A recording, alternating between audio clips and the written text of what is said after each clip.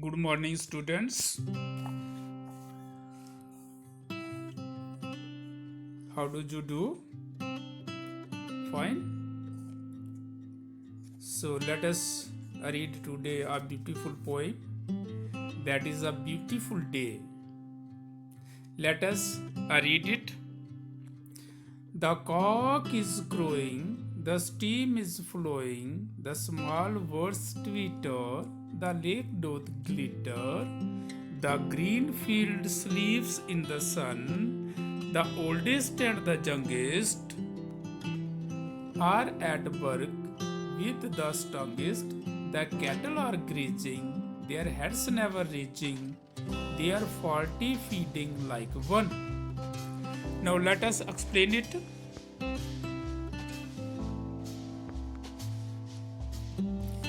The cock is crowing. Here cock indicates what? जहाँ काक जो शब्द है वो किसको इंडिकेट करता है, किसकी तरफ इशारा करता है? काक जहाँ पे एक नए दिन की शुरुआत का इशारा करता है। स्टीम इज फ्लोइंग, नदी जो है वो कल कल करके बह रही है।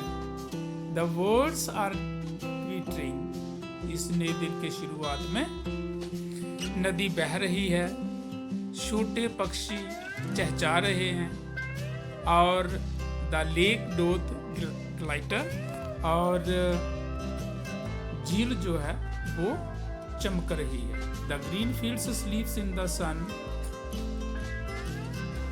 हरे खेत जो हैं वो सूरज की धूप में आराम कर रहे हैं, सो रहे हैं। The oldest and the youngest are at work with the strongest, बूढ़े जवान और ऊर्जावान सभी अपने काम में व्यस्त हुए हैं, वो अपना काम एकाग्रता से कर रहे हैं। जैसा द कैटल्स आर ग्रीजिंग, पशु जो हैं वो चर रहे हैं। देयर हेड्स नेवर रीचिंग, वो अपने सिरों को कभी ऊपर नहीं उठाते हैं। मीन कहने का जहाँ जे, तात्पर्य कहने का जे, के पशु जो हैं वो एकाग्रता के साथ खेतों में चर रहे हैं, और उसी तरह से बूढ़े, नौजवान और जो ऊर्जावान हैं वो अपने काम को एकाग्रता के साथ कर रहे हैं। द नेक्स्ट, जहां पे आप देख सकते हैं फिगर में वर्ड्स आर ट्विटर, वर्ड्स दिए गए हैं। How they are twittering, greenery is there on the mountains. तो फिर हम इसको करेंगे आगे वाली 8 lines. Let us read next 10 lines. Like an army defeated, the snow hath retreated. Hath जहाँ पे, जा डोथ जहाँ पे जो है, ये 2 वर्ड है जो कौन से हैं, आउट ऑफ फैशन है, जो पोइट्री में आते हैं। हैज का जहाँ मतलब होता, हैथ का जहाँ मतलब होता है हैज आर हैव, और डोथ का मतलब जहाँ रहता है हैज हैव। ये दोनों ओल्ड फैशन वर्ड हैं, पुराने शब्द हैं जो इतने इस्तेमाल नहीं होते हैं, जो पोइट्री में पहले इस्तेमाल होते थे, अभी जी नहीं। Like an army defeated, the snow hath retreated. Snow का, बर्फ का जहाँ पे आर्मी के साथ, सेना के साथ कंपैरिजन किया गया है कि जिस तरह से बर्फ जो है पहाड़ों से पिघल करके नीचे आ जाती है। अब आती कब है, जब सर्द ऋतु जो है ये चली जाती है, इसकी समाप्ति हो जाती है, सर्दी की खत्म होने पे होती है, और उस समय से बसंत ऋतु जो है वो उसका आगमन हो जाता है, वो आती है। तो उसी तरह से स्नो हैज रिट्रीटेड, बर्फ जो है वो मूव अवे हो गई है, मीन पिघल करके, मेल्ट हो करके पहाड़ियों के नीचे चली गई है। इसी तरह से जैसे कोई आर्मी डिफीटेड हो करके वापस अपने शिविरों में आ जाती है, जैसे सेना पराजय देखने के बाद या हारने के बाद वापस अपने शिविरों में आ जाती है। उसी तरह से ये जो बर्फ के साथ इसका कंपैरिजन किया है, तुलना की है कि बर्फ जो है पहाड़ियों से अब ये स्प्रिंग सीजन में इसका आगमन जो है बसंत ऋतु का होने पर बर्फ सारी पहाड़ियों के ऊपर से ये पिघल चुकी है, नीचे जा चुकी है। And now doth where a fair hill and on the top of the bare hill. अब पहाड़ियाँ जो ये खाली हो चुकी हैं, उन पर बर्फ नहीं है। The ploughboy is whooping anon anon. खेती करने वाला लड़का, जो हल चलाने वाला लड़का है, वो बहुत खुश है, इंजॉय में है। जस्ट नो अभी वो बड़ी खुशी महसूस कर रहा है। There is joy in the mountains. अब बसंत के आने से, बसंत ऋतु आने से, मौसम बहार आने से पहाड़ों पर भी खुशी की लहर है, खुशी है। There is life in the fountains. और झरनों पर भी, झरनों में भी जीवन आ गया है, झरने भी अब बहने लगे हैं। Small clouds are selling.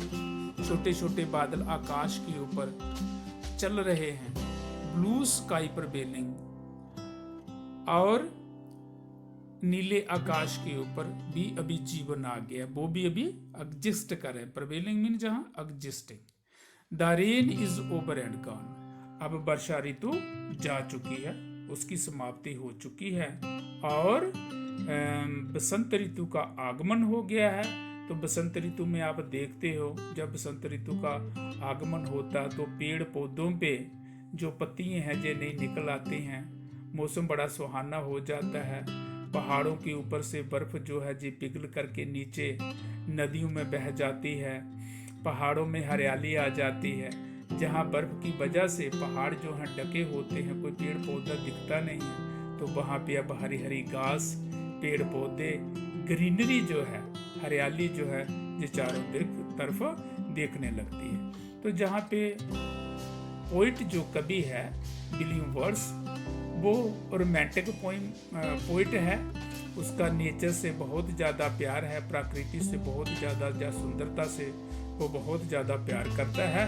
तो उसी की जहाँ पे उसने ये जो है पोइम जो है इसको उसने डिस्क्राइब किया है। तो इसी के साथ आपकी फर्स्ट 10 लाइन्स और नेक्स्ट की 10 लाइन्स दूसरे स्टेंजे में ये जहाँ पे समाप्त होती हैं। Now let us come to the exercise. First आता है, इसके अगर आपने ये देखना हो सीन तो आप सीन भी देख सकते हैं। Hills are there, mountains are there, greenery is there, shepherd is grazing the animals, there is the picture of a cock who is crowing with opening his beak, steam is there, lake is there, जो shine कर रही है। तो all around there is a greenery. The birds are twittering. 2 words are also given here. So next we move to the next comprehension questions. देखते हैं comprehension questions. Match the words describing actions with the doers of the actions. Match करने हैं कौन से word, कौन से शब्द describing actions, जो कर्म को डिस्क्राइब करते हैं, with the doers of the actions. किसके साथ करने हैं मैच, इनका मिलान किसके साथ करना है, जो कर्म करता है। एक्शंस मीन कर्म करने वाला, एक्शंस कर्म करने वाला, जिसके द्वारा एक्शन होता है। तो डूअर्स होते हैं करने वाला या कर्ता, और एक्शंस होते हैं कर्म, कर्म करता, इसको आप बोल सकते हैं। Sailing, clouds, grazing, cattle, crowing, cock, twittering, birds, flowing stream, glittering lake, sleeping green fields, hopping play boy. जिनका आपने मैच कर लेना है। नेक्स्ट आपके क्वेश्चंस आते हैं, क्वेश्चंस पे चले जाएं। Answer these questions. Who are the people working? The oldest, youngest and the strongest are working. This is the answer of first question. The oldest, youngest and the strongest are working. Second question, what does this line mean? There are 40 feeding like one. The cattle are all feeding together in a group, so they look like one. Again, the cattle are all feeding together in a group, so they look like one. Third question, what season does the poem describe? The poet described the spring season. Fourth question, in this poem the poet described a bright day in the countryside. Describe a beautiful day in the place where you live. Include these: the weather, the scenery. What makes you call it a beautiful day? Anything else that you like about the day. तो आपने इसका अपना जो description जो है, जो दिन आपको अपने इन्वायरमेंट से, जहाँ पर रहते हैं उसकी लोकेशन से इर्द गिर्द जो दिन आपको ज़्यादा खूबसूरत लगा, ज़्यादा ब्यूटीफुल डे लगा, उस दिन का आपने जहाँ पे उसके बारे में लिखना है। वहाँ का मौसम, वहाँ की जो सीनरी है, ऑल अराउंड क्या क्या चीज़ें आप देखते हैं। आपके पास कोई बगीचा है, कोई ग्रीनरी है, कोई नदी है, नदी के किनारे आप घूमते हो, वहाँ पे बर्ड्स जो है पेड़ों पे क्या कर रहे होते हैं, चिरपिंग कर रहे होते हैं, कैसा मौसम लगता है, तो कौन सा दिन आपको सबसे खूबसूरत लगा, उसके बारे में आपने लिखना है। तो ये हर बच्चे का अलग अलग अपना अपना एक अपने ढंग से एक्सप्लेन करेंगे, जो भी उनका अनुभव है, जिस चीज़ों को उन्होंने एक्सपीरियंस किया है, वो खुद से पेन डाउन करें और उसे लिखें। Now next comes, say these words aloud paying attention to the parts in red. Red में जो दिए हैं उन पार्ट्स पे आपने ज़्यादा स्ट्रेस पे करनी है, पे मोर अटेंशन। तो स्ट्रेस जहाँ आपने अटेंशन कहाँ किन पे करनी है, जो रेड में दिया है।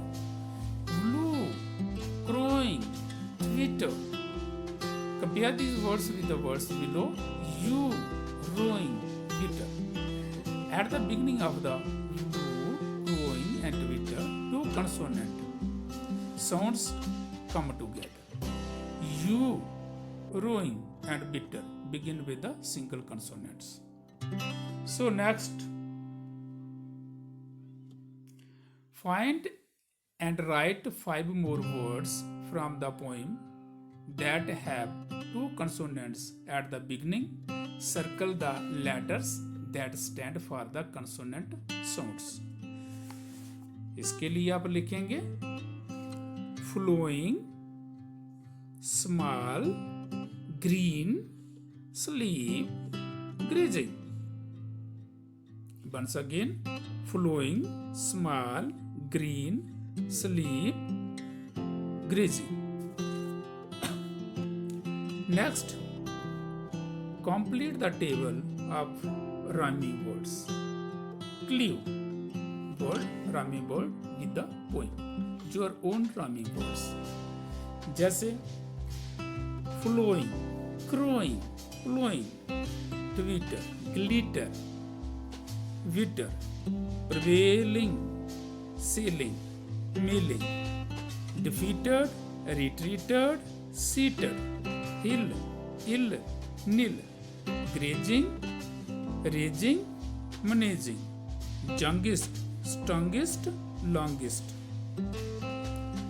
Now next एक्टिविटी आती है, तो जी आपने खुद एक्टिविटी को करना है। You have to do it yourself. Activity क्या है? What makes a place beautiful? एक जगह कैसे सुंदर बनाई जा सकती है? आप किसी जगह को कैसे सुंदर बना सकते हैं? जैसे आपका घर है, आपका मोहल्ला है, आपकी गली है, आपका इन्वायरमेंट जो भी है, आप उसको सुंदर किस तरह से बना सकते हैं? तो ये खुद आपने लिखना है कि कौन से स्टेप्स आप लेंगे जिनसे जो प्लेस है उसको आप सुंदर बना सकते हैं, साफ सुथरा बना सकते हैं। Right about 5 things that make a beautiful place. 5 चीज़ें आपने लिखनी है। Right about 5 things that make a place beautiful. वो 5 चीजें आपने बतानी हैं जिनसे एक जगह को सुंदर बनाया जा सकता है। List 5 things that make a place dirty and अगली। और 5 चीजें ये भी लिखें करने से, कौन सी ऐसी एक्टिविटीज जो आप करते हैं या आपके आस पड़ोस में कोई करता है जिनसे जो जगह है वो गंदी हो जाती है, बद्दी दिखने लगती है। What can we do to make our places beautiful? हम क्या कर सकते हैं अपनी जगहों को सुंदर बनाने के लिए? तो जी उसका विवरण आपने जहाँ पे नीचे पेन डाउन करके इसको लिखना है। It is for you people. कोई भी डाउट अगर आपको लगता है इसमें से, आप फोन पे बात करके अपने टीचर से डाउट को क्लियर कर सकते हैं। That's okay, wish you all the best.